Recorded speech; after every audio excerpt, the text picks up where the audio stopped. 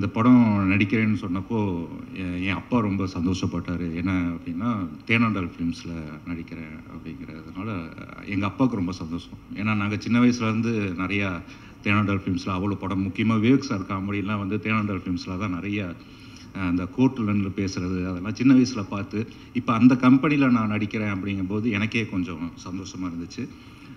அடுத்து அருண், அது அவங்க சொன்னாங்க ஹீரோவை கூட நடிக்கலாம் அவர் அப்படின்னு சொன்னீங்கல்ல, அதுக்குரிய எல்லா தகுதியும் அவருக்கு இருக்குது. பயங்கரமான ஒரு ஹியூமர் கை. எனக்கு இது வரைக்கும் நான் நிறையா டைரக்டர்கிட்ட நடிச்சிருக்கேன். அதில் வந்து நான் வந்து பார்த்து ரசிக்கிற ஒரு டைரக்டர்னா இவர் தான். சொல்லிக் கொடுப்பாரு. சொல்லிக் கொடுக்கும்போதே அது இவரும் அந்த கேமராமேன் அவர் இப்போ முடி வெட்டிட்டார், முன்னாடி இப்படி முடி வச்சுருப்பார். 2 பேரும் ஒரு அனிமேட்டட் கேரக்டர் மாதிரியே இருப்பாங்க. ஷூட்டுக்கு வரும்போது பார்க்கவே அவ்வளோ ஜாலியாக இருக்கும். நல்லா சொல்லிக் கொடுப்பாரு. நல்ல ரைட்டர், ஹியூமராக இருக்கட்டும் எல்லாமே ஒரு நல்ல ஒரு சென்சிபிளாக எழுதக்கூடிய ஒரு ரைட்டர். அவர் கூட ஒர்க் பண்ணது ரொம்ப சந்தோஷம். அடுத்து ஹரிபாஸ்கர், சும்மா வரல ஹரிபாஸ்கர். நிறையா கஷ்டப்பட்டு நிறையா வீடியோஸ்லேருந்து எல்லாமே அவ்வளோ கஷ்டப்பட்டு இந்த நிலைமைக்கு வந்திருக்காரு. ஸோ இன்னுமே பெரிய லெவலில் போவாருங்கிற நம்பிக்கை எனக்கு பயங்கரமாக இருக்குது. ரெண்டாவது ஹரியோட நடித்தது எனக்கு, அதாவது ஷார்ட்லேருந்தே 2 பேரும் பயங்கர சிங்க் ஆகிட்டோம். நான் நடித்த படத்தில் இப்போ ரீசெண்டாக ரொம்ப என்ஜாய் பண்ணி, அதாவது ஒவ்வொரு நாளும் என்ஜாய் பண்ணி ஒவ்வொரு சீனை என்ஜாய் பண்ணி பண்ண படம் வந்து மிஸ்டர் ஹவுஸ் கீப்பிங். லாஸ்ட்லியோட எனக்கு சீனே வைக்கல. பொதுவாக எந்த டைரக்டருமே ஹீரோயினோட சீன் வைக்க மாட்டாங்க. அதனால் வந்து நான் இன்டர்வியூ இதிலெல்லாம் அவங்களோட பழகுனது தான். ரொம்ப பாசிட்டிவான பொண்ணு, ரொம்ப நல்லா நடிச்சிருக்காங்க அப்படின்னு கேள்விப்பட்டேன். மியூசிக் டைரக்டர் சொன்னார். ஸோ நானும் பார்க்குறதுக்கு வெயிட் பண்ணிட்டுருக்கேன். அடுத்து ஓஷோ வெங்கட் நல்லா பண்ணியிருக்காரு மியூசிக். இப்போ தான் இந்த பாட்டு கேட்டேன். எனக்கு கேட்டோன்னே ரொம்ப நல்லா இருந்துச்சு. முக்கியமாக இளவரசு சார் இந்த படத்துலேயே வந்து எங்களுக்கு எல்லாருக்கும் சீனியர் அவர் தான். ஸோ அவர் கூட நடிக்கும்போது ரொம்ப கம்ஃபர்ட்டாக இருக்கும். நம்ம அழகாக அதை ஒரு ரிஹர்சல் மாதிரி பண்ணுறதுக்கு ரொம்ப கம்ஃபர்ட்டாக இருக்கும். ரொம்ப ஹாப்பியாக இருந்துச்சு சார். Thank you sir. அப்புறம் வந்து என் பேர் வந்து சரவணன் ராஜேந்திரன். சரவணா அப்படின்னு கூப்பிட்டா திரும்பி பார்த்தா பின்னாடி 4 பேர் எஸ் சார் அப்படின்னு கை கூப்பிட்டு இருப்பாங்க. அதனால சாரான்னு பேரை மாற்றினேன். இப்போ வந்து பொண்ணாக்கிட்டாங்க. இது வந்து எனக்கு பழக்கமானதான். நிறைய ப்ரொடக்ஷன் மேனேஜர் ஃபோன் போட்டு சாரா மேடம் கிளம்பிட்டாங்களா அப்படிம்பாங்க. இல்லை மேடம் குளிச்சுக்கிட்டு இருக்காங்க அப்புறம் கால் பண்ணுங்கன்னு வச்சிருவேன். ஸோ இது மாதிரி நிறையா நடந்திருக்கு. அதனால தான் நானே அண்டர்ஸ்டாண்ட் பண்ணிட்டு வந்துட்டேன், நான் தான் சாரா அப்படின்னு சொல்லிட்டு. இந்த படம் வந்து எல்லாருமே, அதாவது குழந்தைகள்லேருந்து எல்லாருக்குமே பிடிக்கும். இப்போது நம்ம எல்லா இன்டர்வியூ நான் தான் சொன்னேன், வாழ்க்கையில் அவனுக்கு 1008 பிரச்சனை இருக்குது. அந்த பிரச்சனையில் நம்ம படத்துக்கு போய் உட்காரும்போது அந்த படமே பெரிய பிரச்சனையாக இருந்தால் அப்புறம் நமக்கு ரொம்ப பெரிய பிரச்சனையாக மாறிடும். அதனால நம்ம அந்த படத்துக்கு போகும்போது ஒரு 2 மணி நேரம் அந்த படம் நம்மளை சந்தோஷப்படுத்தணும். இந்த படம் உங்கள் எல்லாரையுமே கண்டிப்பாக சந்தோஷப்படுத்தும். வெளியில் வரும்போது ஒரு ஃபீல் குட்டான படத்தை பார்த்துட்டு வர திருப்தி எல்லாருக்குமே கிடைக்கும். ஸோ தைரியமாக எல்லாரும் டிக்கெட் செலவு பண்ணி தியேட்டரில் போய் படத்தை பார்க்கலாம். Thank you. In space with Hari Bhaskar அப்படிங்கும்போது he is a YouTube sensation. நீங்கள் வந்து ஆல்ரெடி எப்போவுமே சென்சேஷன் தான். எங்கே வந்தாலும் விழுந்து விழுந்து சிரிக்க வைக்கிறீங்க. ஒரு காமெடி கனெக்ட் ஒன்று உங்கள் 2 பேருக்கும் எப்போவுமே அந்த ஹியூமர் கனெக்ட் இருந்துகிட்டே இருக்கும்ல. எப்படி இருந்தது அவங்களோட ஒர்க் பண்ணும்போது? மற்ற எல்லா படத்தை விட நான் இது வரைக்கும் பண்ண மற்ற எல்லா படத்தை விட இந்த படத்தில் வந்து நானும் ஹரியும் எனக்கு பயங்கரமாக கனெக்ட் ஆனது ஹரி தான். இது வரைக்கும் நான் நடித்த எல்லா ஆக்டர்ஸோட கம்பேர் பண்ணும்போது எனக்கு ஃபுல் ஃபன் பண்ணீங்களா 2 பேரும்? ஓகே. அண்ட் இந்த ஹியூமர் அப்படிங்கிறது வந்து it is a very very special ஜோன்னே சொல்லலாம் சினிமாவில். ஏன்னா வந்து என்னதான் நிறைய ஹீரோயின்ஸ் எல்லாம் பெரிய ஆக்டர்ஸ் எல்லாம் பார்க்கும்போது அந்த காமெடியனுக்கான ஒரு ஸ்பேஸில் அது கரெக்டாக கிடச்சிருச்சுன்னா எங்கேயோ கொண்டு போய் வந்து உட்கார வச்சிடும். அந்த வகையில் உங்களை ரொம்ப இன்ஸ்பயர் பண்ண ஒரு காமெடியன் யார் சார் உங்களுக்கு? கவுண்டமணி சார். அதானே ஓஜி, அவரை தான் வந்து சொல்ல முடியும் ஆப்வியஸ்லி. முக்கியமாக சார் வாசு சார் இங்கே வந்ததுக்கு ரொம்ப நன்றி சார். ஒரே ஒரு சின்ன ரெக்வஸ்ட் சார், நடிகன் படத்தை முடிஞ்சால் ரீமேக் பண்ணுங்கள், இல்லாட்டி ஒரு செகண்ட் பார்ட் அது மாதிரி எடுத்தா. Thank you so much. நேற்று ராத்திரி தான் முடிஞ்சுது. இப்போ ஃபஸ்ட்டு வந்து முரளி சார் அண்ட் நிதின் சாருக்கு ரொம்பவே நன்றி, என்னை நம்பி இந்த ஒரு வாய்ப்பு எனக்கு கொடுத்ததுக்கு. அண்ட் நான் எப்படி இந்த படத்துக்குள்ளே வந்தேன்னா, அருண் சார் வந்து ஃபஸ்ட்டு நான் நேரில் போய் மீட் பண்ணும்போது அவருக்கே பெருசாக நம்பிக்கை இல்லை. ஓகேவா வேண்டாமா, எடுக்கலாமா வேண்டாமான்ற ஒரு கன்ஃபியூஷனில் தான் இருந்தாங்க. ஏன்னா அந்தளவுக்கு இதுக்கு முன்னாடியும் நான் எதுவும் பண்ணலை, என்னை ப்ரூவ் பண்ணிக்கிறதுக்கான ஒரு சான்ஸும் எனக்கு கிடைக்கல. ஒரு வாய்ப்பை தேடி போயிட்டுருக்கிறப்போ எனக்கு ஒரு மிகப்பெரிய ஒரு வாய்ப்பாக வந்தது தான் இந்த ஹவுஸ் கீப்பிங் ப்ராஜெக்ட். இந்த ப்ராஜெக்டில் நான் வந்ததும் என்ன நான் எப்படி மோல்ட் பண்ணிக்கிறது, ஏன்னா எல்லாம் டெய்லியுமே நான் கற்றுக்க வேண்டியதாக தான் இருந்துச்சு. இன்றைக்கும் நான் கற்றுட்டு தான் இருக்கேன். கொஞ்சம் கொஞ்சமாக கற்றுக்கிட்டு அந்த கேரக்டருக்கு என்னென்னலாம் ஹெல்ப்ஃபுல்லாக இருக்குமோ எல்லாத்தையும் பண்ணி என்னால் முடிஞ்ச ஒரு பெஸ்ட்டை நான் கொடுத்துருக்கேன். அண்ட் கூட நடித்தவங்க ஹரிபாஸ்கர் ப்ரோவாக இருக்கட்டும், அந்த செட்டு மாதிரியே இருக்காது, ரொம்பவே கம்ஃபர்டபுளாக. எல்லாருமே ஆல்மோஸ்ட் ஒரே ஏஜ் கேட்டகரின்றதால ஒரு காலேஜ் மாதிரி தான் இருந்துச்சு. லாஸ்ட்லியா கூடயும் ஒர்க் பண்ணதில் வந்து உள்ளே சும்மா பிக் பாஸ் பற்றி பேசிகிட்டு இருந்தோம், உங்களை எக்ஸ்பீரியன்ஸ் எப்படி இருந்துச்சுன்ட்டு. கடைசியில் பார்த்தா 2 பேருமே பிக் பாஸ்குள்ளே வந்து ஹவுஸ் கீப்பிங்காக ப்ரமோஷன் பண்ணுவாங்கன்ட்டு யாருமே எக்ஸ்பெக்ட் பண்ணிருக்க மாட்டாங்கன்னு நினைக்கிறேன். அண்ட் வேறு டைரக்ஷன் டீமுக்கு ரொம்ப நன்றி. ஹானஸ் ப்ரோவாக இருக்கட்டும், அஜய் சாராக இருக்கட்டும், கையெல்லாம் நடுங்குது. அண்ட் வாசு சார் வந்திருக்காரு. உங்கள் முன்னாடி ஒரு பேசுகிறதுக்கே ரொம்ப தேங்க்ஃபுல்லாக இருக்குது சார். அண்ட் இளவரசர் சார் கூட நான் நடித்தேன். தூரத்துலேருந்து பார்த்து கற்றுக்கிட்டே இருந்தேன். அவர் எப்படி இந்த ஹேண்டில் பண்ணுறாரு, அவரோட எக்ஸ்பீரியன்ஸை பார்த்து ஒரு சைட்லேருந்து பார்த்து ஒரு லேர்னராக அப்சர்வ் பண்ணிகிட்டு இருந்தேன். அண்ட் ஓஷோ ப்ரோ சூப்பராக போட்டிருக்கீங்க ப்ரோ. மியூசிக்கு ரொம்ப இப்போ இருக்கிற யங்ஸ்டர்ஸ்க்கு ஏற்ற மாதிரி ஒரு பீட்டில் அடாப்ட் ஆகிருக்கு எல்லாமே. அண்ட் வேறு என்ன சொல்கிறது தெரியல. எல்லோரும் ஒரு வாய்ப்புக்காக தான் காத்துட்ருப்பாங்க. எனக்கான ஒரு வாய்ப்பு கிடச்சிருக்கு, அதை நான் ப்ராப்பராக யூஸ் பண்ணிக்கணும்னு நினைக்கிறேன். அண்ட் எல்லா மக்களுக்கும் ரொம்ப நன்றி. இது வரைக்கும் ஆதரவு அளித்ததற்கும், இதற்கு மேல் இந்த படத்தை ஒரு சக்ஸஸ்ஃபுல்லான ஒரு ப்ராஜெக்டாக கன்வெர்ட் பண்ணுறதுக்கும் ரொம்பவே நன்றி. தேங்க்யூ. ஹவுஸ் உள்ளே போயிட்டு வந்துரு இழைச்சிருவீங்கிற மாதிரி அப்படி இழைச்சிருவீங்க. என்னதான் நடக்கு, சாப்பாடுலாம் கிடைக்குதா இல்லையா? சாப்பாடு கிடைக்கும், அதுக்கு ஒரு பெரிய டாஸ்க்கெலாம் வச்சு எல்லோரும் ஒரு 10-15 கிலோ சாப்பாடெல்லாம் கிடைக்கும். ஆனால் அதுக்கு ஒரு பெரிய டாஸ்க் வச்சு கிட்டத்தட்ட எல்லோரும் ஒரு 10-15 கிலோ இழைச்சிட்டு தான் வராங்க. எல்லாருமே இழைச்சிட்டு தான் வராங்க. நல்ல ஒரு விஷயமா இருக்குது. ஆக்சுவலி அதை சொல்லி உள்ளே அமுச்சிடலாம் போல இருக்குது. போயிட்டு வந்துருங்க, கரெக்ட் ஆகிடும், ஃபிட் ஆகிடும் அப்படிங்கிற நிறைய பேர் அந்த நம்பிக்கையில் தான் உள்ளே வந்தாங்க. ஓகே. அண்ட் லாஸ்ட்லியா கண்டிப்பாக மீட் பண்ணியிருப்பீங்க. பிக் பாஸ் போகிறதுக்கு முன்னாடி ஏதாவது டிப்ஸ் எல்லாம் கொடுத்தாங்களா உங்களுக்கு? இல்லை, ஐடியாவே இல்லை. அவங்களுக்கும் தெரியாது, எனக்கும் தெரியாது. நாங்கள் படம் ப்ராஜெக்ட் பண்ணிகிட்டு இருக்கிறப்போ எனக்கும் ஐடியா இல்லை. அந்த முடிச்சுட்டு ஒரு பிரேக் இருந்தப்போ தான் லக்கிலி எனக்கு இந்த சான்ஸ் கிடைச்சது பிக் பாஸ்குள்ளே போகிறது. Okay. And the big boss house is connected you both on different level. And லாஸ்ட்லியாக்கு அது ஒரு பெரிய ஹிட்டு. கண்டிப்பாக இது உங்களுக்கு இன்னொரு இடத்துக்கு கொண்டு போகும் அப்படின்னு நாங்கள் நம்புகிறோம். And very very happy talking to you and all the very best for you career. Thank you so much. தேனாண்டால் films Ramanarayanan sir 100 படம் முடித்து 101வது படம் சினிமாவில். இது இதனுடைய வேல்யூ என்னன்னு எனக்கும் வாசாருக்கெல்லாம் எங்கள் அந்த ஜென்ரேஷனால் தெரியும். ஒரு 100 படம், ஒரு டைரக்டர், ஒரு ப்ரொடியூசர், டிஸ்ட்ரிபியூட்டர், தேட்டருன்றது அவ்வளோ சாதாரணம் இல்லை. அது பல பெரிய நிறுவனங்கள்னு விரல் விட்டு எண்ணக்கூடிய நிறுவனங்களில் தேனாண்டால் ஃபிலிம்ஸும் இருக்கிறதுல ஒரு பெரிய பெருமை. அந்த கம்பெனியில் வேலை செஞ்சதில் எனக்கு ரொம்ப பெரிய ஒரு மகிழ்ச்சியும் ஒரு பெருமையும் இருக்குது அப்படின்றத உங்கள்ட்ட நான் ஷேர் பண்ணிக்கிறேன். ராமநாதன் சார் இருக்கும்போது முரளி சார் அப்பாவுக்கு உதவியாக இருந்தப்போ காசியில் ஒரு பட ஷூட்டிங் நடந்தது, ஒரு கன்னட பட ரீமேக்கில். அப்போ ராமநாதன் சார் தான் அந்த படத்தை டைரக்ட் பண்ணாங்க. நான் ஸ்கூலில் படிக்கும்போது ராபர்ட் ரஹீம், எம்ஏ காஜான்னு சொல்லி டைரக்டர், சூரியராஜ் சாரோட காமெடி அந்த காலத்தில் ரொம்ப பாப்புலர். சுதாகர் சார் வச்சு நான் நிறைய படம் எடுத்தவங்க. ராபர்ட் ரஹீம், ராம் ரஹீம்ன்ற பேரில் 2 பேரும் ரிட்டையர்களாக முதல்ல டைரக்ட் பண்ணி அதுக்கப்புறம் தான் ராமநாதன் சார் தனியாக படம் பண்ணாங்க. ராமநாதன் சார் வரும்போது இந்த வேலையில்லா திண்டாட்டம்ன்றது அப்போ 80s ரொம்ப பெருசாக இருக்கும். அதுக்கு ஒரு கேப்ஷன் கொடுப்பார், நாம் பெற்ற சுதந்திரம் தேதியில் காலண்டரில் இருக்குது அப்படின்னு சொல்லி. அப்போ அந்த இளைஞர்களை அந்த ஒரு கேப்ஷன் இருக்கும், பட்டம் பரங்கட்டம் சிவப்பு மல்லி, எல்லாமே ஒரு கம்யூனிஸ்ட் பேஸ் படமாக தான் இருக்கும்.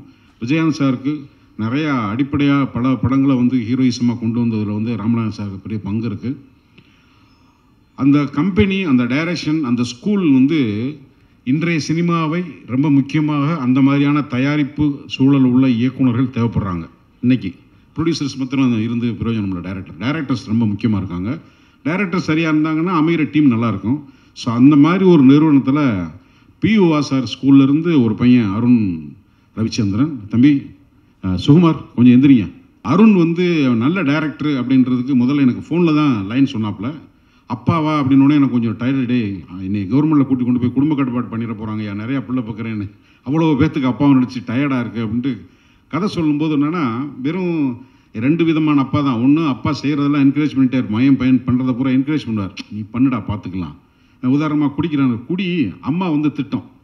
சில அப்பா என்ன பண்ணுவான், இப்போ நல்லா இருப்பானா, உருப்பிடுவானா, நாசமாக போனான்னு அப்பாவே சொல்லுவான். அந்த 2 வகையான அப்பா தான் சினிமாவில் தொன்று தொட்டு இருந்துகிட்டு இருக்காங்க. இந்த 2 அப்பாவை தாண்டி என்ன பண்ண முடியும்? என்ன சொல்ல போகும்போது ஹோலாக ஒரு ஃபிலிமில் வந்து இந்த கேரக்டர் வந்து படம் முடிஞ்சு வரும்போது ஒரு நடிகனா இளவரசி எப்படி ஒரு கதாபாத்திரத்தை தேர்ந்தெடுக்கலான்னா, படம் முடிஞ்சு வெளியே வரும்போது இந்த கேரக்டர் ஒரு சீனாவது ஞாபகம் இருக்குமா? இந்த கேரக்டர் வெளியே வரும்போது இந்த இளவரசி நடித்தார் அந்த கேரக்டர், நான் அவ்வளோதான் நான் யோசிப்பேன். ஏன்னா அதுக்கு மேலே ஒரு படத்தில் ஹீரோயினை தாண்டி, ஒரு காமெடியனை தாண்டி, வில்லனை தாண்டி ஒரு கேரக்டர் ஆர்டிஸ்ட்டுக்கு சீன் கிடைக்கிறது, கேரக்டர் கிடைக்கிறது கஷ்டம். பட் இந்த படத்தை ஒதுக்க முடியல. அந்த பையன் ப்ரெசென்ட் பண்ணும்போது ஷார்ட் ஆர்டராக சொன்னாப்புல. நான் அடிப்படையாக ஒரு கேமராமேன் இருக்கும்போது ஒரு சீனை கேட்கும்போது ஷார்ட் ஆர்டராக சொல்லும்போது மண்டையில் படம் ஓட ஆரம்பிக்கும். அருண் சொன்னதுக்கப்புறம் நான் எதுவுமே இல்லை சரிப்பா அப்படின்னு போயிட்டேன். ஃபஸ்ட்டு டே சீன் வந்து பண்ண போகும்போது இந்த ஷாட் இது வரைக்கும், இந்த ஷாட் இது வரைக்கும், இந்த ஷாட் இது வரைக்கும் சொல்லணும்னா, ஒரு டைரக்டரோட கிளாரிட்டி, ஒரு ப்ரொடியூசருக்கு என்ன தேவைன்னா, இன்றைக்கி எடுக்க போகிறது சீன் என்ன, இன்றைக்கி போட்டிருக்க பிரேக் டவுன் என்ன, யார் யார் நடிகர், எத்தனை மணிக்கு வரணும், எப்போ போகணும், இன்றைக்கி இந்த சீன் இந்த லொக்கேஷன் முடிஞ்சிருமாங்கிறதுக்கு ஒரு டைரக்டர் கொடுத்துட்டா இன்றைக்கி அப்பா ஒரு பெரிய இமாலய சாதனை வந்தது மாதிரி இருக்கும் ப்ரொடக்ஷனுக்கு. ஏன்னா எந்த சீன் எப்படி முடியுது, என்ன முடியுதுன்னு தெரியல. நடிக்க போகும்போது 3-4 கேமரா இருக்குது, வேறு ஆங்கிளில் வருது, வேறு வேக்கிங் வருது, எந்த ஷாட்டு மாஸ்டர் ஷாட்டாக வரும், எந்த ஷாட்டு எங்கே இன்டர்கட் ஆகும்லாம் தெரியல. ஆனால் இந்த படத்தில் அந்த குழப்பமெல்லாம் வேலை செஞ்ச அருண், உனக்கு நான் ரொம்ப நன்றி கடமைப்பட்டிருக்கேன். இன்றைக்கி சினிமாவுக்கு தேவை அருண் மாதிரி பி.யு. வாசு சார். பி.யு. வாசர் ஏன் அடிக்கடி பி.யு. வாசர் சொல்கிறேன்னா, எடிட்டோரியல் டைரக்டர். நான் சொன்னேன் இல்லையா, இன்றைக்கி ஷெட்யூலு பி.யு. வாசர்கிட்ட நடிக்க போனாலோ அல்லது கேமரா பண்ண போனாலோ டேட் இத்தனை தேதியிலிருந்து இத்தனை தேதிக்கு டைம் சொன்னால் அந்த டைமுக்கு நீங்கள் கிளம்பி போயிடலாம். அவ்வளோ ரெஸ்பான்சிபிள் பர்சன். ஒரு ஸ்கூல். வாசு சாருங்கிறது பாரதி ராஜா மாதிரி, மணிரத்னம் மாதிரி. வாசு சாருங்கிறது ஒரு பிராண்ட்னா எடிட்டோரியல் டைரக்டர், டிசிப்ளின் டைரக்டர். அதுக்கு எனக்கு தெரிஞ்சு அவருடைய இடத்தை ஃபில்லப் பண்ணுறதுக்கு இந்த தலைமுறை டைரக்டர் வாய்ப்பு கிடைச்சா அவன் மிகப்பெரிய அதிர்ஷ்டசாலி. அத்தனை ஹீரோஸோட ஒர்க் பண்ணியிருக்காரு, அத்தனை நிறுவனோட வேலை செஞ்சுருக்காரு. ஒரு டைரக்டர் அவ்வளோ நாள் ஜேர்னி பண்ணுறதெல்லாம் அவ்வளோ சாதாரணமாக கிடையாது. வாசு சார், உங்களுடைய பிளெஸிங்ஸ் இந்த பசங்களுக்கு இருக்கிறது எப்போவுமே ரொம்ப நன்றி sir.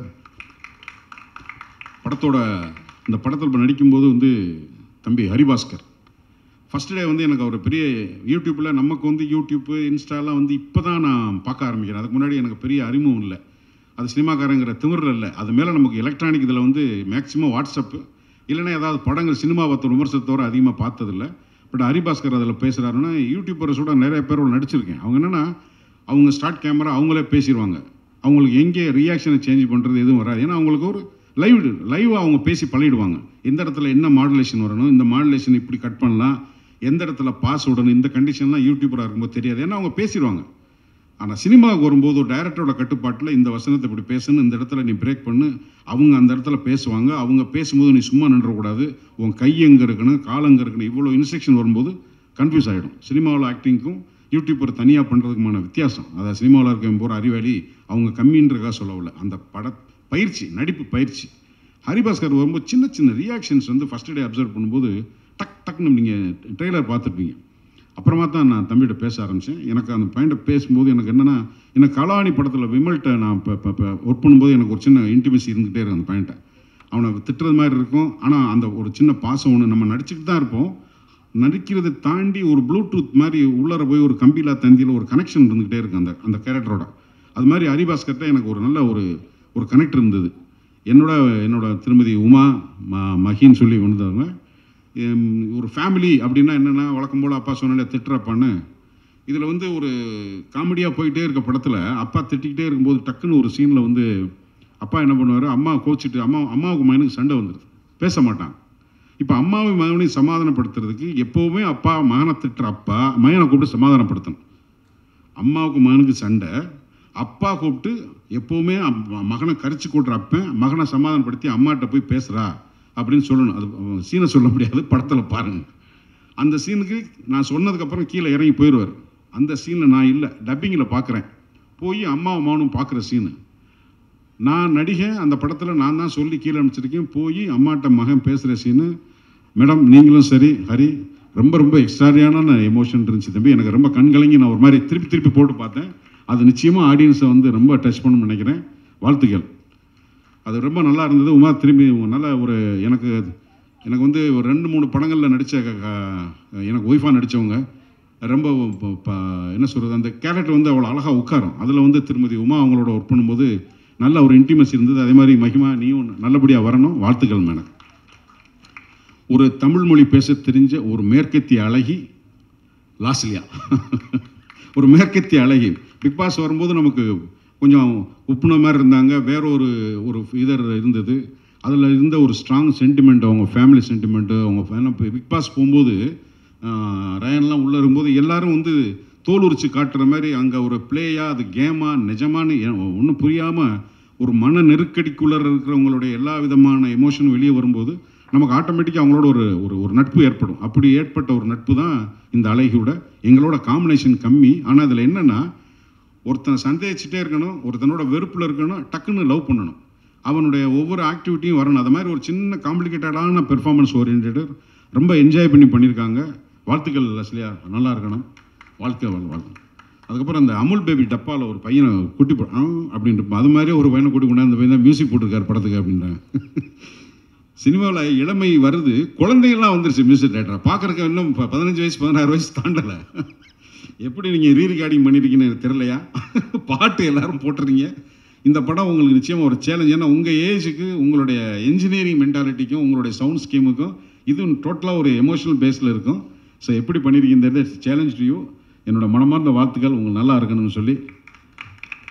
First of all producer Murali sir, thank you so much இந்த படத்தில் வந்து என்னை காஸ்ட் பண்ணதுக்கு. And Nitin sir, thank you so much. And Arun, ரொம்ப ரொம்ப நன்றி இசை கேரக்டர் எனக்கு கொடுத்ததுக்கு. அவரை பார்த்தாலே எனக்கு அந்த நேசமணி ஃபீல் இன்னும் வந்தது அவர் நடந்து வரும்போது. So thank you so much Arun. ஓஷ்வா இந்த படத்தில் 6 பாட்டு போட்டிருக்காங்க, எல்லாமே ரொம்ப நல்லா வந்திருக்கு. ஸோ அதுக்கு உங்கள் சப்போர்ட் கொடுங்க ஓஷ்வாக்கு. தேங்க்யூ ஓஷா. அண்ட் ரயான் காலையிலே வந்து பிக் பாஸ் முடிச்சுட்டு ஒரு டெடிக்கேஷனோட நம்ம ஈவெண்ட்டுக்கு வந்திருக்காரு. அந்த ஷோ முடிஞ்சாலே அது ஒரு 1 வீக் ஆகும் அதுலேருந்து வெளில வரத்துக்கு. ஸோ மூவிலேயும் வந்து ரொம்ப நாங்கள் நிறைய பேசிட்டோம், நிறைய கான்வர்சேஷன்ஸ் இருந்தது. ஸோ இந்த படத்துலேருந்து ரயானுக்கு நிறைய ப்ராஜெக்ட்ஸ் கிடைக்கணும், பிக் பாஸில் இருந்தும் அவருக்கு நிறைய ப்ராஜெக்ட்ஸ் கிடைக்கணும்னு நான் கேட்டுக்கிறேன். கங்க்ராச்சுலேஷன்ஸ். அண்ட் சாரா அவங்க நம்ம படத்தில் நிறைய சீனியர்ஸ் ஒர்க் பண்ணியிருக்காங்க. இளவரசன் சாராக இருக்கட்டும், சாராவாக இருக்கட்டும், இவங்க கூடலாம் சேர்ந்து ஒர்க் பண்ணது எனக்கு ரொம்ப ரொம்ப பெருமையாகவும் சந்தோஷமாகவும் இருக்குது. அவங்க கூட காம்பினேஷன் சீன்ஸ் எனக்கு இல்லை, ஆனாலும் என்னோடய படத்தில் அவங்க கூட சேர்ந்து நான் இந்த படத்தில் நடித்தது எனக்கு ரொம்ப சந்தோஷமாக இருக்குது. அண்ட் லாஸ்ட்டாக ஹரிக்கு வரேன். அண்ட் உமா மேம் அண்ட் என்னோடய அப்பாவாக பண்ண ஸ்ரீராம் சார் அண்ட் மஹிமா எல்லாருக்குமே ரொம்ப ரொம்ப பெரிய தேங்க்ஸ். அண்ட் இந்த படத்தில் காஸ்டியூமராக பண்ண வாசுகிக்கு ரொம்ப ரொம்ப நன்றி. காஸ்டியூம்ஸ் எல்லாமே ரொம்ப நல்லா பண்ணி கொடுத்துருந்தாங்க. ஹரியோட கேரக்டருக்கு ஏற்ற மாதிரி ஹரியோட காஸ்டியூம்ஸ் எல்லாம் இருக்கும், என்னோட கேரக்டருக்கு ஏற்ற மாதிரி என்னோட காஸ்டியூம்ஸ் எல்லாமே இருந்தது. ஸோ ரொம்ப நன்றி வாசுகி. அண்ட் கம்மிங் டு ஹரியும் டேரக்டர் வந்து ரொம்ப க்ளோஸ். ஒரு 2-3 இயர்ஸாக அவங்க 2 பேரும் தெரியும். ஆனால் நான் தான் வந்து புதுசாக வரேன். ஸோ என்னை ரொம்ப கம்ஃபர்டபுளாக செட்டில் வச்சுருந்தாங்க. எனக்கு ஒவ்வொரு சீன் பண்ணும்போது நாங்கள் நிறைய ரிஹர்சல் பண்ணிவிட்டு சீன் பண்ணியிருந்தோம். ஸோ அந்த கம்ஃபர்ட் ஜோன் கொடுத்ததுக்கு ரொம்ப ரொம்ப நன்றி ஹரி. இந்த படத்தில் ரொம்ப நல்லா பண்ணியிருக்காரு. இந்த படத்துலேருந்து அவருக்கும் நிறைய ப்ராஜெக்ட்ஸ் வரணும் அப்படின்னு சொல்லிட்டு நான் வேண்டிக்கிறேன். And thank you so much press and media. Jan 24 படம் ரிலீஸ் ஆகுது. நீங்கள் வந்ததுக்கு நன்றி. கண்டிப்பாக படத்தை பார்த்துட்டு உங்கள் ஃபீட்பேக் எங்களுக்கு கொடுங்க. Thank you so much. ஒரு அமேசிங்கான ஒரு ஜேர்னி என்னோடய லைஃப்பில். நான் இந்த மொமெண்ட்டை வந்து நான் எப்படி பார்க்குறேன் அப்படின்னா, நான் ஸ்டார்ட் பண்ண மொமெண்ட்டை யோசிச்சு பார்க்குறேன். இந்த தருணத்தில் இப்போ இருக்கும்போது நான் எங்கேருந்து ஆரம்பித்தேன் அப்படிங்கிறத யோசிச்சு பார்க்குறேன். எனக்கு முன்னாடி கேமரா வந்து வச்சு என்னை நடிக்க வச்ச என்னோடய ஃப்ரெண்ட்ஸ் அங்கே இருந்து இப்போ இந்த மொமெண்ட் நான் இங்கே இருந்து இந்த ஸ்டேஜில் நான் வந்து நிற்கிறது அப்படிங்கிறது எனக்கு வந்து ஒரு பெரிய ஒரு ஆச்சரியமாக இருக்குது ஃபர்ஸ்ட் ஆஃப் ஆல். தென் நான் தனிப்பட்டு இதை யோசிச்சு பார்க்கும்போது, ஓகே நம்ம இவ்வளோ தூரம் ஒரு ட்ராவல் ஒன்று பண்ணி வந்திருக்கிறோம் அப்படின்னு இங்கே நின்று உங்கள் எல்லாரும் முன்னாடியும் பேசுகிறோம் அப்படிங்கிறது வந்து எனக்கு ஒரு ஒரு ட்ரீம் கம் ட்ரூ அப்படின்ற மாதிரி ஒரு விஷயம் வந்து நினைக்கிறேன். ஏன்னா நாளைக்கு எங்கள் படம் வந்து 24th ரிலீஸ் ஆக போகுது. அந்த ரிலீஸ் ஆக போகுது அப்படிங்கிற மொமெண்ட் கூட வந்து இன்னும் எனக்கு ஒரு ஓகே படம் ரிலீஸ் ஆக போகிறேன்ற அந்த இது கூட அந்த ஃபீல் மாதிரி எனக்கு இல்லை. ஆனால் இந்த ஒரு ஈவெண்ட் நடக்குது, இதுக்கு நம்ம பேசணும், ப்ரிப்பேர் ஆகணும் அப்படிங்கிறது வந்து எனக்கு அது ரொம்ப ரிமார்க்கபிளான ஒரு டைம்னு நான் பார்க்குறேன். இது வந்து எல்லோரும் முடியும் பேசுகிறதுக்கு. ஸோ ஃபஸ்ட்டு வந்து நான் ரொம்ப தேங்க்ஸ் அண்டு என்னை வந்து இன்ட்ரடியூஸ் பண்ணுறேன் தமிழ் சினிமாவுக்கு, என்னை வந்து இன்ட்ரடியூஸ் பண்ணுறேன் தேனாண்டால் ப்ரொடக்ஷன்ஸ் அவர்கள் வந்து முரளி சாருக்கு தான் ஃபர்ஸ்ட் அண்ட் ஃபார்மோஸ்ட் தேங்க்ஸ் எனக்கு. ஏன்னா அவருக்கு வந்து நான் ஃபஸ்ட்டாக நான் போய் அஃப்ரோஸ் அப்படின்ற ஒருத்தங்க ஈபியாக பண்ணியிருக்கிறாங்க. ஸோ அவங்க மூலிமா நான் வந்து சாரை மீட் பண்ணுறேன். எங்கே நான் ஃபஸ்ட்டு சாரை மீட் பண்ணேன் அப்படின்னா சேம்பர்ஸில் தான் நாங்கள் வந்து மீட் பண்ணுறோம். எனக்கு அன்றைக்கி எனக்கு தெரியல இவரோட தான் சேர்ந்து நம்ம ஃபர்ஸ்ட் படம் பண்ணுவோம் அப்படிங்கிறது தெரியல. ஆனால் ஒரு ஆப்பர்ச்சுனிட்டியாக தேடி போய் நான் சாரை நான் மீட் பண்ணி நிறைய பேசணும். சாருக்கு எனக்கு வந்து அப்போ என்ன யாருன்னு தெரியல. அதுக்கப்புறம் தான் என்னை பற்றி என்ன பண்ணாருன்னா பார்க்க ஆரம்பித்தாங்க, யூடியூப் வீடியோஸ்லாம் பார்க்க ஆரம்பிச்சு ஓகே அப்படின்னு இருந்தாங்க. அதுக்கப்புறம் ஒரு சின்னதாக ஒரு ஜேர்னி இருந்தது ஒரு வருஷம். அப்புறமா வந்து நான் கண்டினியூஸாக சார் நான் வந்து ஃபாலோ பண்ணிகிட்டு இருந்தேன். அப்போது பண்ணி சார் இது மாதிரி ஒரு லைன் ஒன்று இருக்குது சார், இது மாதிரி அவருக்கு பார்க்கணும் சார் அப்படி சொல்லிட்டு இருந்தேன். கண்டினியூஸாக ஃபாலோ பண்ணு. எப்போ நான் பேசினாலும் அந்த ஒரு சின்ன ஒரு ஹெசிடேஷனும் இல்லாமல் எனக்கு ரிப்ளை பண்ணி அந்த டைம் அண்ட் டேட் வந்து கரெக்டாக சொல்லுவார். சொன்னும் போது நான் கரெக்டாக மீட் பண்ணுவோம். அதுக்கப்புறம் நடந்தது தான் மற்றது எல்லாமே.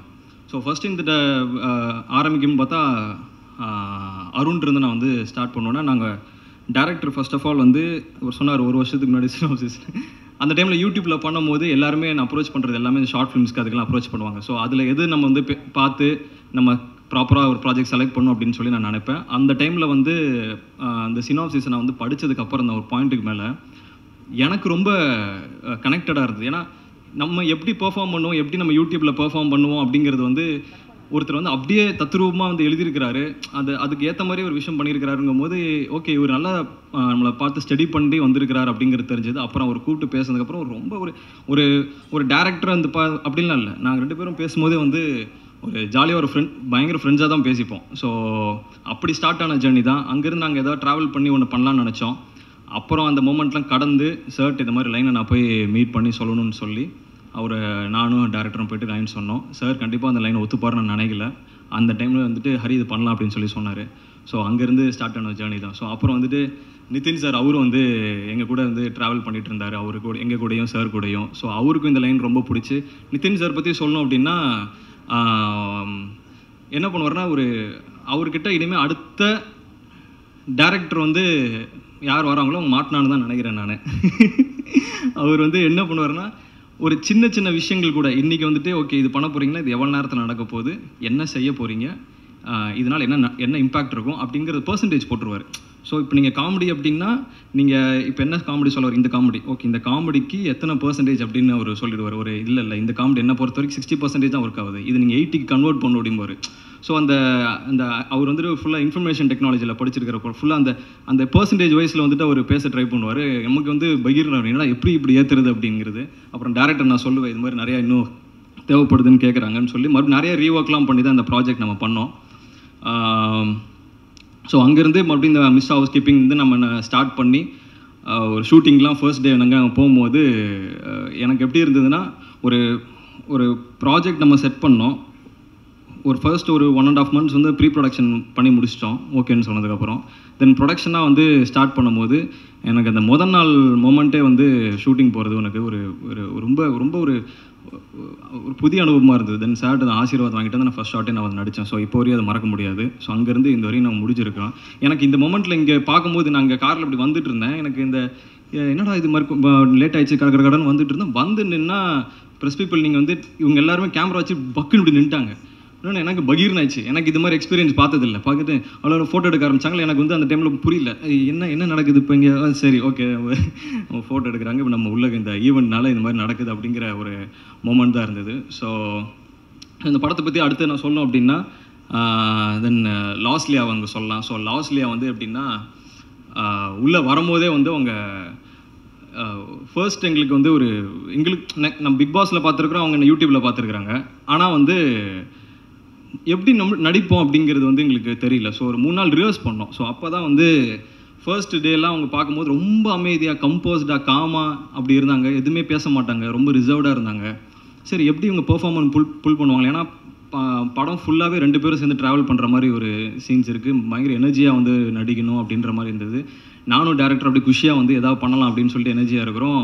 அவங்க வெறும் கம்போஸ்டாக இருக்கிறாங்க. சரி என்னடா பண்ணுவாங்களா அப்படின்ற மாதிரி யோசிச்சுட்டு இருக்கும்போது செகண்ட் டேல இருந்து அதுக்கப்புறம் வந்துட்டேன்டா பத்ரகாளி அப்படின்ற ஒரு ரேஞ்சுக்கு அவங்க கொடுத்த ஒரு பெர்ஃபார்மன்ஸு அமேசிங்காக இருந்தது, சான்ஸே இல்லை. அந்த செகண்ட் டே தேர்ட் டேலேருந்து அவங்க ஒரு ஃபார்ம் அவங்க கிளியர் பண்ணிட்டாங்க. தென் எங்களுக்கு அந்த ஈகோ சிஸ்டமே ஒரு மாதிரி செட் ஆயிடுச்சு. ஸோ ஃபர்ஸ்ட் டே ஷூட்டிங் போனதுலேருந்து பேங்க் தான். ஸோ அங்கேருந்து எங்களோட ஃப்ரெண்ட்ஷிப் வந்து ரொம்ப நல்லா லைக் அந்த அந்த அந்த படத்தோட சேர்ந்து ட்ராவல் பண்ண அந்த ஃப்ரெண்ட்ஷிப்பும் சேர்ந்து அவங்கள பர்சனலாகவும் தெரிஞ்சுக்கிறதுலேருந்து வந்து ரொம்ப புதிய அனுபவமாக இருந்தது. So thanks Losliya and Arun சாருக்கு. தென் வந்து ஷாரா அண்ணன் வந்து எப்படி பார்த்தோன்னா அவர் வந்து யூடியூப்பில் தான் பெரிய கலக்கிட்டு இருந்தார் ஃபஸ்ட்டு. அதுக்கப்புறம் ஒரு சர்டன் ஸ்டேஜ் வந்து அந்த படத்தை வந்து நிறைய படங்கள்லாம் பண்ணி எல்லாருக்கிட்டேயும் வந்து ஒரு நல்ல ஒரு நேம் வந்து வாங்கி இருக்கிறார் பொசிஷனில். ஸோ அண்ணன் வந்து உள்ளுக்கு ஃபர்ஸ்ட் ஆஃப் ஆல் அந்த இதில் நாங்கள் சின்னதாக அவங்க ஆஃபீஸில் ஒரு பூஜை போடும் அண்ணனை பார்க்கும்போது ரொம்ப சந்தோஷமாக இருந்தால். அப்போ அண்ணன் போய் பேசி அண்ணன் ரொம்ப சந்தோஷம் எனக்கு ப்ராஜெக்ட்லேயும் வந்ததுக்கு அப்படின்னு சொல்லி சொன்னேன்.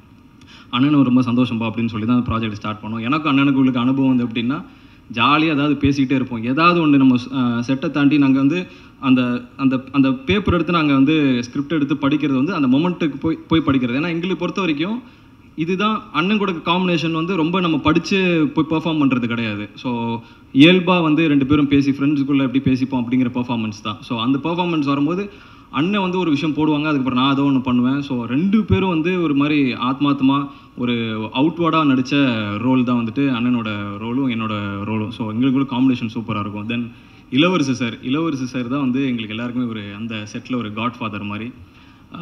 ஸோ ஃபர்ஸ்ட் டே இளவரசு சார் வந்து நான் செட்டில் நான் வந்து பார்க்கும்போது அதுக்கு முன்னாடி நான் ஒரு 10 days ஷூட் பண்ணிட்டோம். இளவரசு சார் ஜாயின் பண்ணும்போது அவர் சார் இது வந்து நாங்கள் வந்து இளவரசர் எப்படி சொல்லணுன்னா அவர் யாருன்னு தெரில பக்கத்து கேரவனில் தான் இருந்தார். பயங்கரமாக திட்டிக்கிட்டே இருந்தார். இப்போ எல்லாத்தையும் சொல்லியிருந்தேன் நான். செம்மையாக திட்டினார். ஃபஸ்ட் டே போதும் ஒரு 7 o'clock ஸ்டார்ட் ஆகுது ஷூட்டு. 7 மணிக்கு காலையில் பயங்கரமாக யாரையும் திட்டிகிட்டே இருந்தார்.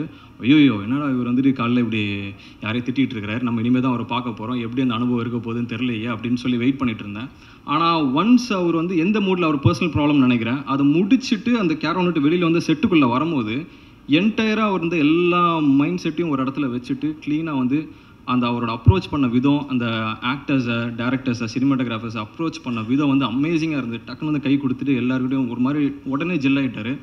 என் கூட வந்து ஜெல் ஆகும்போது அவர் எப்படி ஜெல் ஆகினாருன்னா, தம்பி நீ தான் hero, very good, all the best, நல்லா பண்ணுங்கள், நம்ம எப்பயும் கொஞ்சம் ஒதுங்கியே இருப்போம் அப்படின்னு சொல்லி தான் ஸ்டார்ட் பண்ணார் அந்த ஜேர்னியை. நான் வந்து என்னடா இப்படி சொல்கிறாரு, எதுவுமே நம்மக்கிட்ட வந்து கொஞ்சம் நம்ம ஒதுங்கி இருக்க சொல்கிறாருன்னு நினச்சேன். ஆனால் அது காரணம் வந்துட்டு அவர் பின்னாடி அந்த கேரக்டர் வந்து எப்படி ஹோல்ட் பண்ணுறாரு, இந்த பையனை வந்து நம்ம பாசமாக பார்க்குறோம், எந்த இடத்துல பாசமாக பார்க்கணும், எந்த இடத்துல அதட்டணும் அந்த கேரக்டர் அப்படின்னு அவர் ஒரு ப்ரிப்பரேஷன் ஒன்று செட் பண்ணியிருக்கிறாரு. ஸோ அதுக்கு நம்ம ரொம்பவே அட்டாச் ஆனோன்னா சில இடத்துல கொஞ்சம் டிஸ்டர்பன்ஸ் இருக்குன்னு தெரிஞ்சு அதை ப்ராப்பராக வந்து அதை ஹேண்டில் பண்ணி கொடுத்தாங்க. தென் எங்கள் ஃபேமிலி வந்து சொல்லணும் அப்படின்னா அங்கே ஹவுஸ் கீப்பிங் ஃபேமிலி வந்து ஒரு மாதிரி மோர் தென் ஒரு அதாவது ரியல் லைஃப்பில் அப்பா அம்மா நாங்களே எப்படி அண்ணன் தங்கச்சியில் இருப்போமோ அதே மாதிரி தான் நாங்கள் செட்லேயுமே இருப்போம், பேசிப்போம். ஸோ உமா மேம் இருக்கிறாங்க அண்ட் மஹி இருக்கிற ரெண்டு பேருமே வந்து ஒரு அமேசிங்கான கேரக்டர். ஆக்சுவலாக மேம் வந்து எப்படின்னா ஒரு ஷார்ட்லாம் முடிச்சுட்டு என்ன பண்ணுவாங்கன்னா, இது ஓகேவா, நல்லா பண்ணியிருக்கேண்ணா, சூப்பரா, ஓகே அப்படின்னு சொல்லி ரியாக்ட்லாம் பண்ணுவாங்க. அப்புறம் வந்து நான் வந்து இது இப்படி சொல்லணும்னு நினைக்கிறேன், நீங்கள் அதனால் இப்படி சொல்கிறீங்களான்னு கேட்பாங்க. ஸோ எங்களுக்குள்ளே வந்து ஒரு நல்ல ஒரு பாண்டிங் வந்து இருந்தது. ஸோ அவங்க சார் சரி மேம் மஹிமா எல்லாருமே பார்க்கும்போது அண்ணன் தங்கச்சி ஃபீல் இருக்கும். அண்ணன் தங்கச்சி ஃபீலுங்கும் போது என்னோட பர்சனலாக என் தங்கச்சி, எனக்கு ஒரு தங்கச்சி இருக்கிறாங்க. ஸோ அவங்க கூட எப்படி நான் வந்து கனெக்டடாக பேசணும் அதே மாதிரி தான் கிட்டத்தட்ட அவங்க நடிக்கும் போது அவங்களோட எங்களோட ஃபீல் ஆச்சு. ஸோ அவங்க ரெண்டு பேருக்குமே வந்து ரொம்ப ரொம்ப நன்றி. P Vasu sir, so P Vasu sir அப்படின்னு சொல்கிறார் வரப்போகிறாரு, எனக்கு ஃபஸ்ட்டு சத்தியமாக எனக்கு தெரியாதுங்க. எனக்கு காலையில் நான் அங்கேருந்து கிளம்பி நான் ஒரு பிரச்சனையிலேருந்து வந்துட்டு இருக்கும்போது தான் பி வாசு சார் வந்து சொன்னால் அடிச்சு பிடிச்சி நானும் வேகமாக வந்துட்டுருக்கேன். வந்ததுக்கப்புறம் தான் சார் எனக்கு ஒன்று சொன்னார், ஒரு சூப்பராக டைம் வந்து ரொம்ப முக்கியம் அப்படின்னு சொல்லியிருந்தார். சார் அது கண்டிப்பாக உங்களுக்கு நான் எடுத்துக்கிறேன் சார், அது என்னோடய சுச்சுவேஷன், பட் வந்து அது எனக்கு வந்து அது ஒரு பெரிய லெஜண்ட் இருந்து ஃபஸ்ட்டு லேர்னிங்கு மறுபடியும் அது. ஸோ அதுக்கு வந்துட்டு சார் வந்திருக்கிறது எனக்கு ரொம்ப செரிஷிங்கான மூமெண்ட் தான். அவர் இன்னும் நிறைய படங்கள் பார்த்து நான் ரொம்ப சந்திரமுகி சார்லாம் ஒரு பிக்கஸ்ட் ஃபேன். ஸோ வந்து சார் வந்தது எனக்கு ரொம்ப ரொம்ப ரொம்ப சந்தோஷமாக இருக்குது. Thank you so much. ஏன்னா நான் வந்து யார் ப்ரொடியூசரு, திடீர்னு வந்து நான் டைரக்ட் பண்ணுறேன்னா யார் ப்ரொடியூசர்னு கேட்டால் அப்போ சொன்னார் இந்த மாதிரி தேனாண்டாள்னாரு. அந்த ப்ரொடக்ஷனில் நீ டைரக்டராக அறிமுகம் ஆனாலே அது ஒரு மிகப்பெரிய வெற்றி. ஏன்னா அவங்க அப்பா ராமநாராயணா சார்ன்றவர் வந்து சினிமாவில் வந்து நாங்களாம் வந்து அவர்கிட்ட எவ்வளவோ கற்றுக்கிட்டோம். 100 ஃபிலிம்ஸ், ஒரு வருஷத்தில் 12 படம் டைரக்ட் பண்ணுவாருங்க. எப்படி பண்ணுறாருன்னே தெரியாது. 12 ஃபிலிம்ஸ் எல்லாமே அவர் எங்கிட்ட ரொம்ப ஒரு அழகாக ஒரு வார்த்தை சொன்னார். நான் எல்லாம் பெரிய பெரிய படமாக பண்ணிகிட்ருக்கேன். அப்போ எங்கிட்ட சொன்னார், நான் பண்ண மாட்டேன் உங்களை மாதிரி அப்படின்னாரு. ஏன் சார்னு கேட்டேன். இல்லை சார், நான் 2வது படி வரைக்கும் தான் போவேன், கீழே விழுந்தால் வெறும் காலக்கெல்லாம் அடிப்படம் தொடச்சிட்டு போயிடலாம், மேலே போயிட்டீங்க இந்த மாதிரிலாம் பண்ணணும், அங்கேருந்து விழுந்தா கை கல்லாம் ஒன்றிடும் sir. So he is a very calculative and what he wants.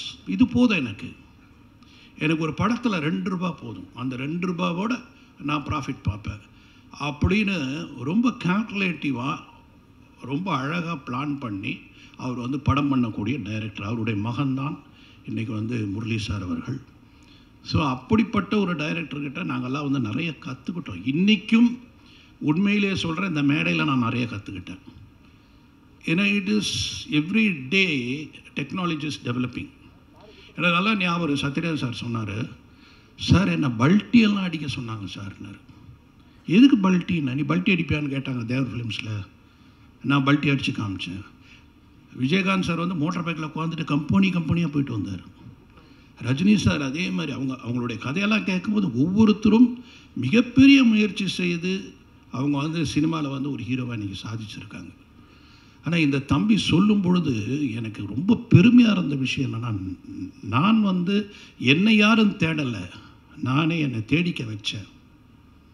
He himself brought him inside the industry. It's very, very great.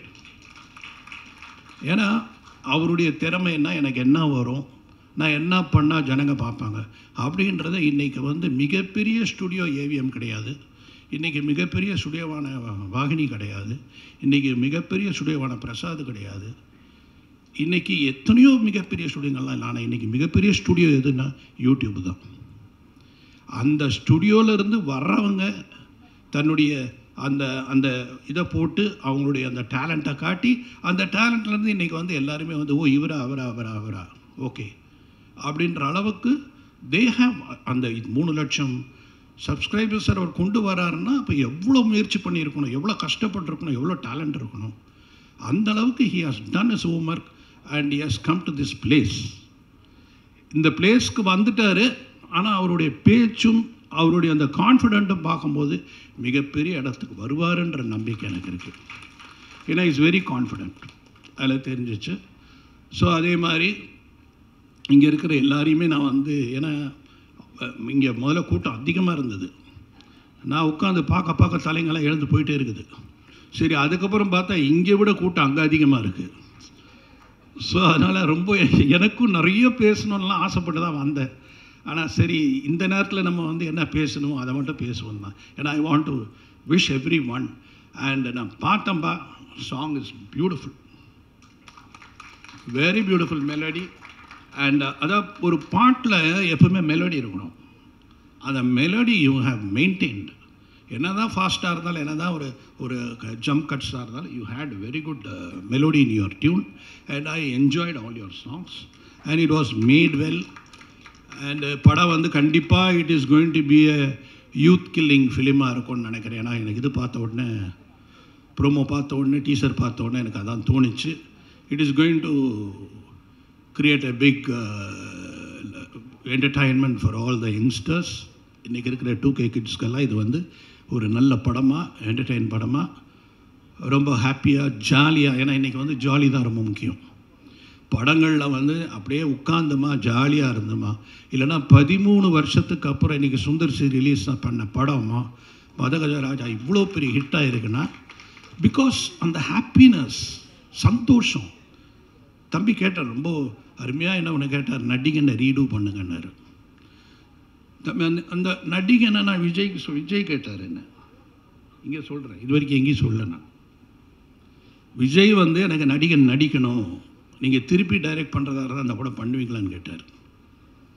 So அப்போ நான் சொன்னேன், சரி பிளான் பண்ணலாம். வேறு ஒரு கதை சொல்கிறதுக்காக போகும்போது என்கிட்ட அவர் கூப்பிட்டு சொன்னது, நான் நடிகன் எனக்கு எப்படியாவது பண்ணணுன்னு ஆசை இருக்குது சார், நீங்கள் பண்ணுறீங்களான்னாரு. நம்ம பேசுவோம், யோசிப்போம் அப்படின்னு சொல்லிவிட்டு அதுக்கப்புறம் நானும் அதை பற்றி பேசலை, அவர் அதை பற்றி பேசலை. He has Khan. அது அப்போ தான் இவங்களோட படம் பூஜா, தட் இஸ் மெர்சலுடைய டைமில் தான் நான் அவரை பார்த்து பேசிகிட்டு இருந்தேன். ஸோ அந்த மாதிரி அந்த படம் வந்து there are artist is waiting. But எனக்கு ஒரே ஒருத்தர் தான் அதில் கிடைக்கணும், கவுண்டமணி. அண்டு ரெண்டாவது மனோரமா, ஆட்சியோட கேரக்டர். அது ஒன்று தான் எனக்கு பயம். உங்களை மாதிரி ஆளெல்லாம் வச்சு நான் என்னென்னமோ காமெடியெல்லாம் பண்ணிடலாம். ஆனால் அந்த ஆட்சி கேரக்டர் யார் பண்ணுவாங்க, அது மிகப்பெரிய ஒரு கொஸ்டினாக இருக்கும் அந்த படம் பண்ணும்பொழுது. நான் ஹேமா மாலினியை கூட கூப்பிட்டு அவங்ககிட்ட கூட கதை சொல்லி கொண்டு வரலான்னு பார்த்தேன். But it has to come, எல்லாமே வந்து அந்த டைமில் வரும். ஸோ எனிவே என்னை பற்றி நான் பேசுகிறது பெருசு இல்லை, எல்லாமே ரொம்ப நல்லா. ஆனால் அருண் வந்து என்னென்னா இந்த படத்தை பற்றி நேற்று என்னை கூப்பிட்டான், நாளைக்கு வாப்பா, நாளைக்கு வாங்க சார், நீங்கள் வந்து கலந்துக்கணும் அப்படின்னா. எனக்கு தலையும் தெரியாது வாழும் தெரியாது, ஏன்னா வந்து என்னையா பேசுவேன்னு. ஏன்னா he has not told இந்த கதை என்ன, அவள் என்ன பண்ணுறா, என்ன கதை பண்ண போகிற, எதுவுமே சொல்லலை. ஏன்னா அது வந்து என்னென்னா அது ஒரு புத்திசாலித்தனம். நான் ஒன்றுமே சொல்லாமல் என் டைரக்டரை உட்கார வச்சு இதுதான் நான் பண்ணேன் அப்படின்னு காமிக்கிறது தான் வந்து அவருடைய வெற்றி. ஏன்னா அவர் என்கிட்ட சொல்லிட்டாருன்னா, நானே ஏதாவது சொல்லிட்டேன்னா அதில் வந்து என்ன ஆகிடும்னா, டைரக்டர் பண்ணிட்டாரா, டைரக்டர் சொல்லிட்டாரா, டைரக்டர்கிட்ட போய் பேசிட்டாரா, டைரக்டர் கான்ட்ரிபியூட் பண்ணிட்டாரா, இதுதான் வரும். ஒரு சீன் எனக்கு தெரியாது. நானும் பாரதி முதல்ல டைரக்ட் பண்ண போகிறோன்னு ஸ்ரீதர் சார்கிட்ட போய் சொன்னோம். ஏன்னா நாங்கள் 3 வருஷம் தான் இருந்தோம் ஸ்ரீதர் சார்கிட்ட. அதுக்கப்புறம் போய் ஸ்ரீதர் சார்கிட்ட சொன்ன உடனே, என்னது டைரக்ட் பண்ண போகிறீங்களா அப்படின்னாரு. ஆமாம் சார், பன்னீர் புஷ்பங்கள். அப்போ அவர் ஒரே ஒரு வார்த்தை தான் கேட்டார், எப்போவாவது நான் கேமராவில் என்ன லென்ஸ் போட்டேன்னு பார்த்துருக்கீங்களா, நான் ஏன் லாங் ஷாட் வைக்கிறேன்னு உங்களுக்கு தெரியுமா, நான் ஏன் க்ளோஸ் ஷாட் வைக்கிறேன்னு உங்களுக்கு தெரியுமா, எப்போவாவது நீங்கள் அப்சர்வ் பண்ணியிருக்கீங்களா நான் என்ன ஒர்க் பண்ணுறேன்னு. இப்போ அருண் சொன்ன மாதிரி எனக்கும் அவர் பேர் கூப்பிட மாட்டார்ன்ற பயம்லாம் இருந்தது, ரொம்ப நாளாக இருந்தது. அவர்கிட்ட போய் நம்ம என்ன பார்க்குறோம், அப்படியே யோசிப்போம் என்ன பண்ணலான்னு. அப்படி கேள்வி கேட்டார். எங்களுக்கு ஒரே அப்படியே ஒரு மாதிரி, ஏன்னா அவருக்கு என்னென்னா அக்கறை, நல்லா வரணும், பசங்க நம்ம பேரை காப்பாற்றோம் அப்படின்ற ஒரு அக்கறை அன்னைக்கு அவருக்கு. நான் சொல்கிறதெல்லாம் 81 when I was 24 I did my first film. So அப்போ வந்து அவர்கிட்ட போய் கேட்கும்போது அவர் 3 படம் தானே ஒர்க் பண்ணாங்க, என்ன தெரியும்னு சொல்லி பயங்கரமாக இதானார். ஆனால் எங்கள் படத்தோட ப்ரொஜெக்ஷன் பார்த்துட்டு நாளைக்கு காலையில் 2 பேரும் வீட்டுக்கு வாங்கினார்.